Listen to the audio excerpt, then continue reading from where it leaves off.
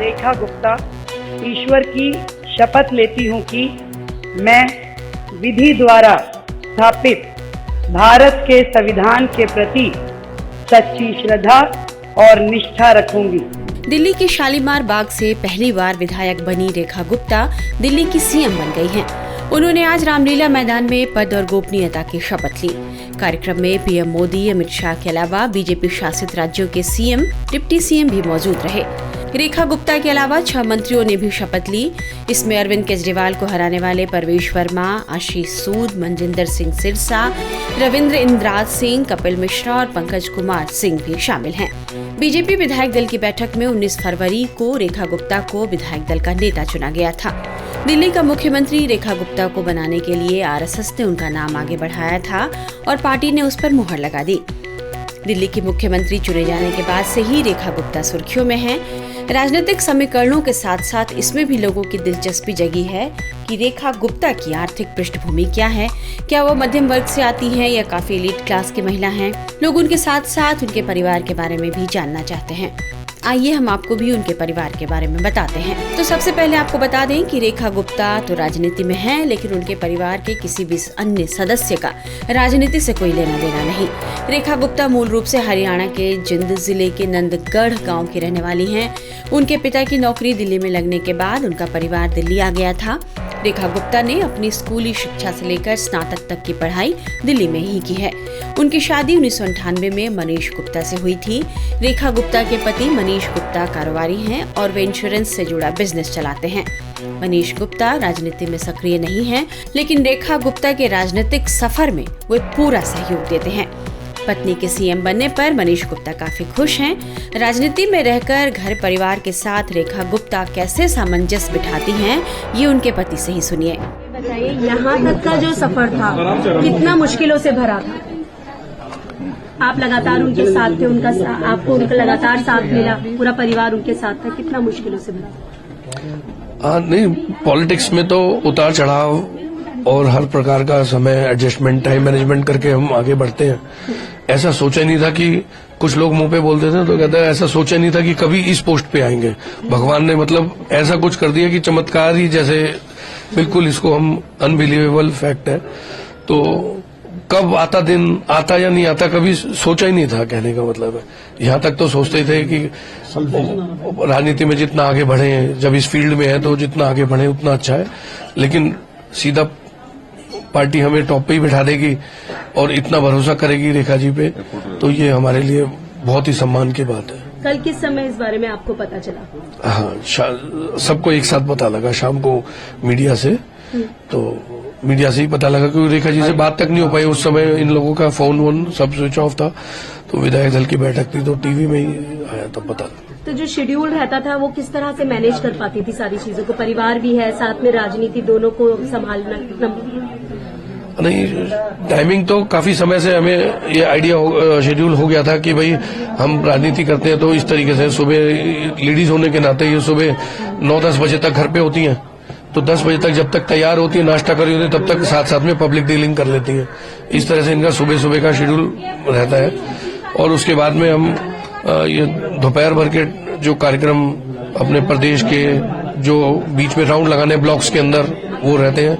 शाम को रस्म पकड़ियों में इधर उधर 3-4 बजे के ऐसे कार्यक्रम होते हैं। उसके बाद भजन संध्या और शादियां रात को। तो इस तरह से टाइम मैनेजमेंट तो रेखा जी ही ये सब करती हैं।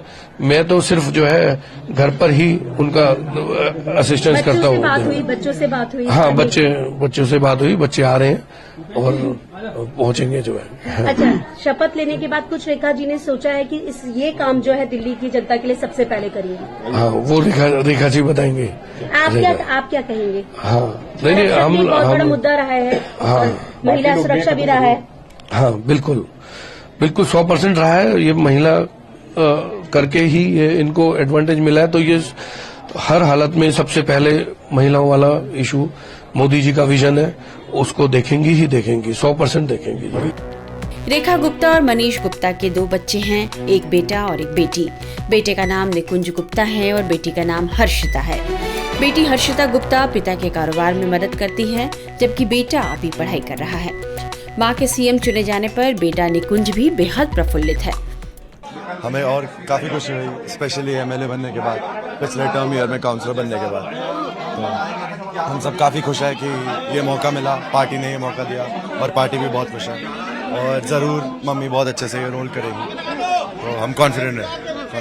महिला जो वोटर है वो काफी खुश है क्योंकि लग रहा है उनको कि दिल्ली में लंबे समय के बाद एक महिला मुख्यमंत्री मिली है। मेरे हिसाब से ये अच्छी बात है कि एक महिला मुख्यमंत्री को मौका मिला, बट काफ़ी अच्छी बात है और हम कॉन्फिडेंट है कि वो अच्छे से निभा पाएगी ये अपॉर्चुनिटी।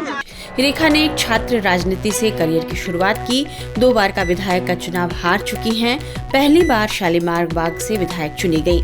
उनके बचपन और शिक्षा ने उनके राजनीतिक जीवन को आकार देने में महत्वपूर्ण भूमिका निभाई।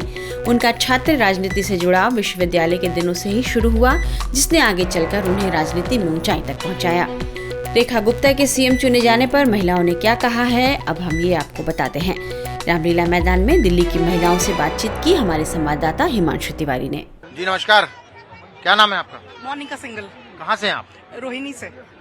महिला मुख्यमंत्री बन रही हैं, कैसा लग रहा है? बहुत अच्छा लग रहा है। महिला होने के नाते आपको क्या लगता है कि एक महिला मुख्यमंत्री बीजेपी दे रही है, उसके पीछे क्या कारण हो सकता है?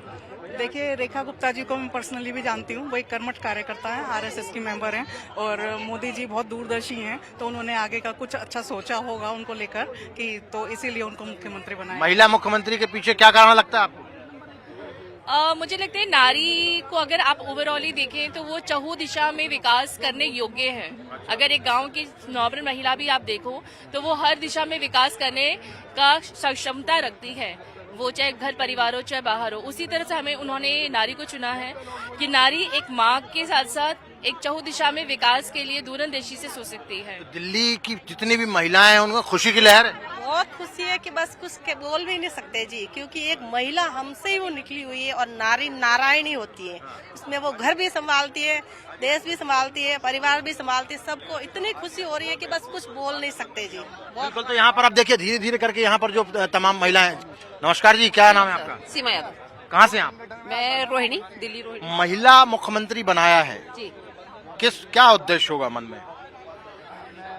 महिला के लिए मतलब यहाँ सीएम फेस महिला ही होना चाहिए था, ठीक है, क्योंकि जो मतलब दिल्ली आप देखिए मतलब पूरे देश के जो मतलब पूरे स्टेट से लोग यहाँ रहते हैं, ठीक है, तो यहाँ महिलाओं के लिए बहुत सारी समस्या है। वो बताइए आपको, बहुत सारी पहले से ही अभी हमारी जो पहले सरकार जो वादे बीजेपी ने किए हैं वो रेखा गुप्ता पूरे कर पाएंगी जी। पूरी उम्मीद है आपको? पूरी उम्मीद है जी, पूरे वादे पूरे करेंगी। जो भी संकल्प पत्र है बीजेपी का उसके लिए संकल्प पत्र पूरा होगा ऐसा इनका कहना है। देखिए और भी कुछ महिलाओं से बातचीत करने की कोशिश करते हैं। आपको क्या लगता है रेखा गुप्ता इतनी कैपेबल हैं कि वो जो बीजेपी ने वादे किए हैं दिल्ली से, दिल्ली की महिलाओं से, दिल्ली वासियों से, वो पूरे कर पाएंगी?